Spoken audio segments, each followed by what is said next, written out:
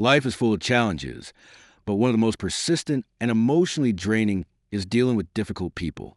Whether it's a coworker who constantly criticizes, a family member who pushes your buttons, or a friend who's become unreliable, difficult relationships can feel like a test of your patience, self-worth, and emotional stability.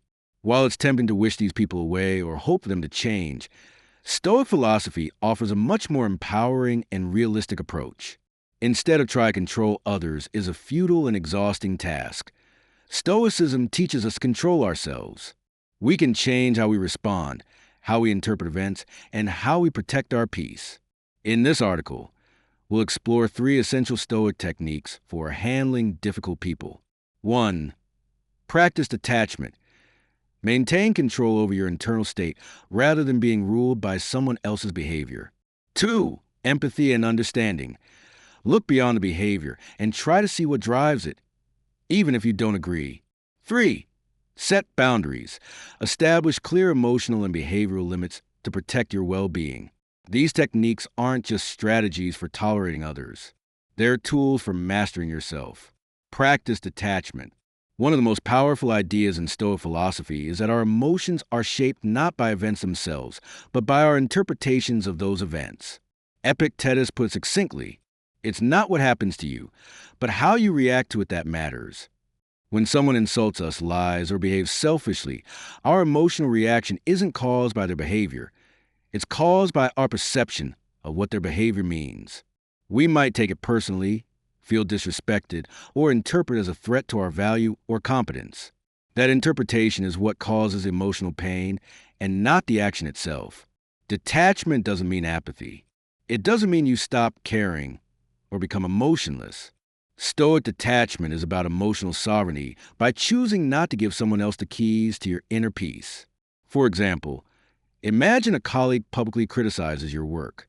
Your instinct may be to react offensively or feel humiliated, but a Stoic would pause and ask, is this within my control? Is their behavior a reflection of me or of them? Can I respond with reason rather than reaction? By focusing on your own thoughts and behaviors rather than theirs, you regain your center. You act with clarity instead of getting pulled into their emotional chaos. Daily practices for cultivating detachment. Morning preparation. As Marcus Aurelius did, remind yourself each morning, today I will meet people who are meddling, ungrateful, arrogant, dishonest, jealous, and surly. This isn't pessimism, but it's preparation. Breathing and pause techniques. When triggered, pause and take a few deep breaths. Ask, is this word disturbing my peace? Inner dialogue journaling. After an interaction, journal about your response. Were you reactive? Why? How could you have responded with more self-possession? Empathy and understanding. Another cornerstone of Stoic philosophy is the idea of cosmopolitanism, that all human beings are part of a larger whole. Marcus Aurelius wrote, when you wake up in the morning, tell yourself, the people I deal with today will be meddling, ungrateful, arrogant. They are like this because they cannot tell good from evil. Instead of judging harshly, Stoicism invites us to see difficult people as flawed, struggling human beings, just like us. Their behavior may be misguided, but it's often driven by fear, insecurity, past trauma, or ignorance. Empathy as a tool for inner peace. When we try to understand someone's behavior, even if we don't excuse it, we loosen its emotional grip on us. We stop taking it personally and start seeing it contextually. This shift can be remarkably liberating. For instance, if a friend is constantly negative or judgmental, a Stoic might consider, are they projecting their own fears? Do they feel out of control in their life and try to control others as a result? Were they raised in an environment where criticism was a norm?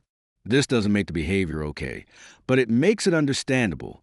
And from understanding comes compassion, not necessarily affection, but willingness to stop adding fuel to the fire with resentment. This doesn't mean you tolerate abuse or toxic behavior. It means you respond without hatred or malice. You stay true to your values, not theirs. Protect your energy and peace. A common misconception is that Stoicism means tolerating bad behavior. But setting boundaries is a Stoic act of virtue. Why? Because it's rooted in self-respect, clarity, and courage. Stoicism doesn't require you to be a doormat. It requires you to act with wisdom and integrity. You are responsible for the company you keep, the energy you allow into your space, and the standards you set for how you're treated. If someone is repeatedly disrespectful, toxic, or manipulative, setting clear boundaries is not only justified, it's necessary. Marcus Aurelius understood this. The best revenge is to be unlike him who performed the injury. That doesn't mean allowing the injury to continue. It means not becoming bitter, reactive, or vengeful, but still taking decisive action to protect your peace. It's not about changing them, it's about honoring yourself. A Stoic focuses on living virtuously, which includes refusing to enable harmful behavior, while also not stooping to that behavior in return.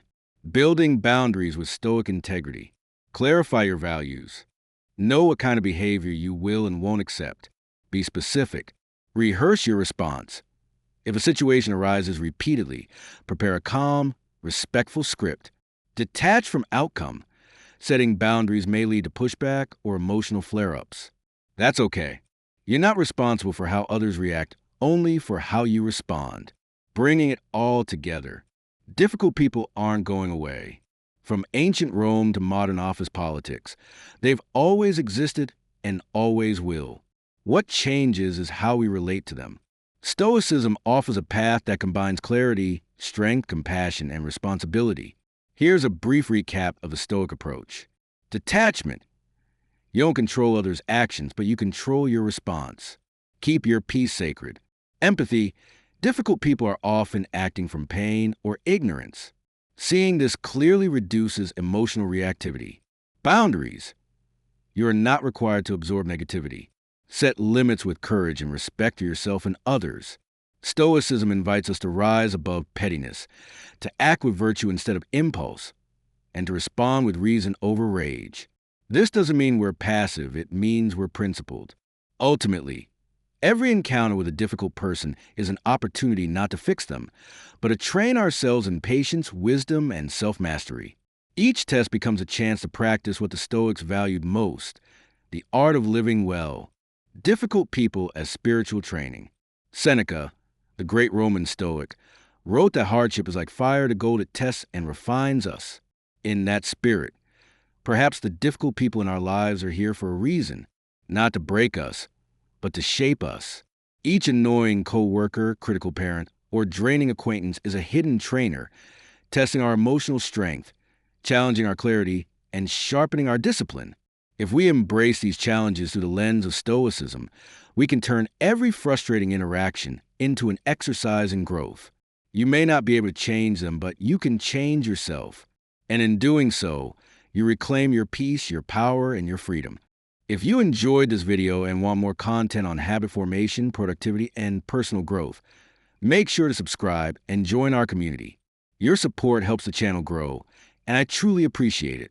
And if you found this helpful, share it with a friend who might need it. Thanks for watching, and I'll see you in the next one.